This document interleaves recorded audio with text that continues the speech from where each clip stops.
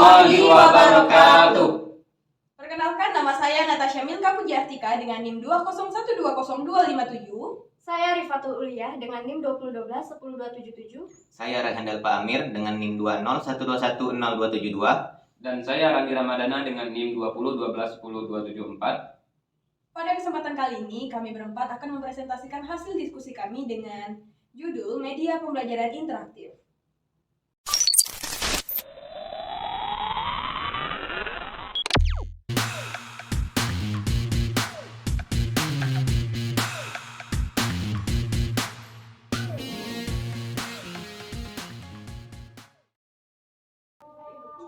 Pada kesempatan kali ini saya akan membahas mengenai konsep media pembelajaran interaktif. Media pembelajaran adalah segala sesuatu yang dapat digunakan untuk menyampaikan pesan atau informasi dalam proses belajar mengajar sehingga dapat merangsang pikiran, perasaan, perhatian, dan minat siswa dalam belajar.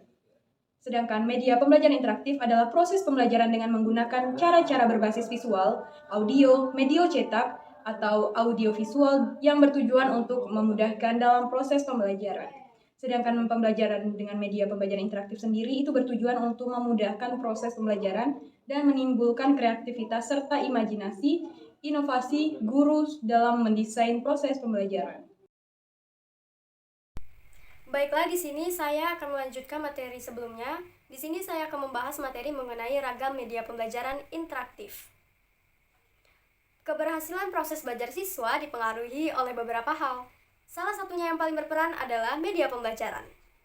Media pembelajaran interaktif bisa menjadi pilihan guru karena guru dapat mengaksesnya melalui internet secara gratis maupun berbayar. Ada 3 jenis media pembelajaran interaktif.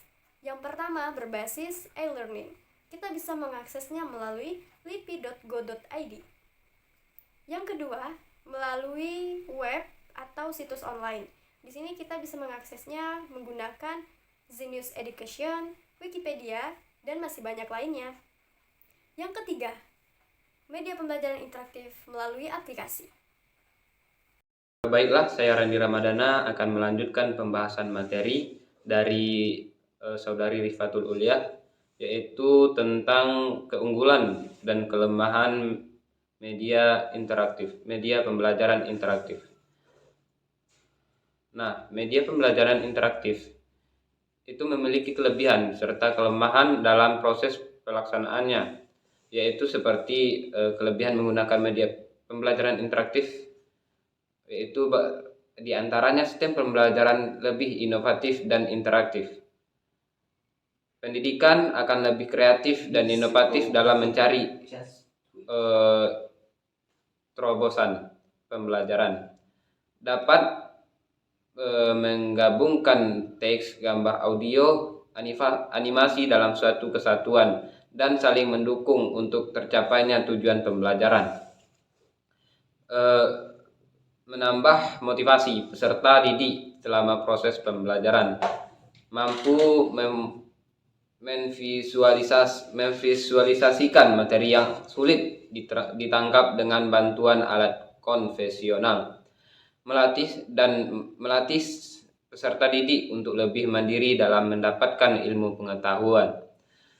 Dapat menyajikan multisensori karena bersifat media. Ada berpartisipasi siswa cocok untuk pembelajaran individu. Fleksibilitas memilih menu dan bisa digunakan untuk simulasi. Dan serta peserta didik dapat belajar kapan saja sesuai dengan kemauan mereka tanpa terikat satu waktu yang lebih yang telah ditentukan. Baik, saya Randall Pak Amir akan melanjutkan pembahasan materi yang sebelumnya telah dibahas oleh Randi Ramadana, yaitu pada poin keempat mengenai prosedur pembuatan media pembelajaran interaktif. Jadi ada 10 hal dalam prosedur pembuatan media pembelajaran interaktif ini. Yang pertama ada tentukan dulu jenis media pembelajaran interaktif yang akan diberikan kepada peserta didik. Apakah mau langsung diberikan kepada peserta didik atau bisa dibawa pulang oleh peserta didik dengan belajar mandiri secara otodidak. Kemudian yang kedua ada tentukan tema materi ajar yang akan dikembangkan oleh pendidik kepada peserta didik. Jadi tema haruslah yang mendorong atau meningkatkan pemahaman pendidik dan tentu saja menarik. Contohnya jangan sampai seperti guru biologi yang memberikan gambar untuk menggambar suatu jenis tanaman, dalam sebuah komputer, sedangkan peserta didiknya tidak bisa menggambar di komputer. Jadi jangan sampai seperti itu, jangan sampai memaksa suatu materi di buku dipindahkan kepada media digital. Kemudian yang ketiga ada menyusun gambaran umum dari sebuah media yang akan dikembangkan oleh pendidik. Jadi kita harus di situ kita telah mendapatkan gambaran material apa atau hal apa yang harus dipersiapkan dalam pengembangan media tersebut. Kemudian yang keempat ada susun diagram alir. Diagram alir ini salah satu komponen yang dimana untuk memudahkan dalam media pembelajaran interaktif. Diagram alir ini juga akan memberikan scan atau seperti perantara dalam pemindahan antara satu scene ke scene yang lainnya. Kemudian yang kelima ada membuat alur cerita. Alur cerita ini bagaimana kita persiapkan apa saja yang harus kita lakukan dalam penyampaiannya itu dari awal hingga akhir, yang dimana pastinya peserta didik akan lebih mudah memahami materi yang kita sampaikan. Kemudian yang keenam ada pengumpulan material. Jadi material semua yang ada diperlukan itu harus sudah dikumpulkan oleh pendidik, baik itu dalam bentuk software ataupun hardware. Kemudian yang ketujuh, mulailah langsung membuat langkah-langkah yang sebelum telah disebutkan tadi. Mulailah dalam mencari segala hal yang dibutuhkan hingga akhir. Kemudian ada 8, gunakan teknik ATM. ATM itu adalah amati, kemudian tiru, dan modifikasi. Jadi pertama itu kita mengamati berbagai sumber yang ada, kemudian tiru, dan jika ada yang dirasa kurang atau tidak cocok dengan diri kita, modifikasi sesuai dengan kebutuhan kita dan kebutuhan peserta didik. Kemudian yang ke-9 ada tetapkan target. Jadi tetapkanlah target Anda dalam membuat media pembelajaran itu untuk apa? Yang pastinya minimal untuk membuat peserta didik lebih memahami pelajaran yang kita sampaikan. Kemudian yang ke-10, ingatlah konsep 3 sukses story atau 3 konsep cerita sukses, yang dimana pertamanya itu berani mencoba, gagal mencoba lagi. Yang kedua, belajar mandiri atau otodidak dari berbagai sumber yang ada. Kemudian tekuni dan tidak menyerah meskipun telah gagal berapa. Baik, saya ucapkan terima kasih kepada teman-teman semua yang telah menyaksikan. Dari sekian pembahasan yang telah dijabarkan dan telah dijelaskan oleh teman-teman saya sebelumnya dan juga saya sendiri tadi, maka kami dari kelompok 4 dapat mengambil sebuah kesimpulan bahwa media pembelajaran interaktif itu adalah alat bantu yang digunakan dalam proses pembelajaran dengan bentuk-bentuk seperti visual, audio, video ataupun audiovisual, media cetak dan sejenisnya yang dalam berbentuk teknologi seperti dalam aplikasi-aplikasi dalam komputer atau yang berbasis software.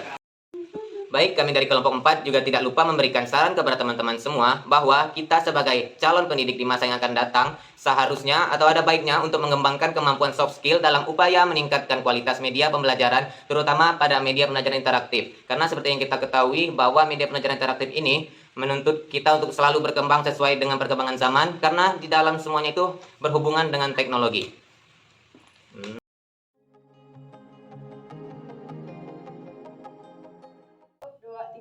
Kami ucapkan terima kasih karena telah menonton video kami sampai habis. Jangan lupa di like, comment, and subscribe Di channel YouTube Play 3H. See you di next video. Wassalamualaikum.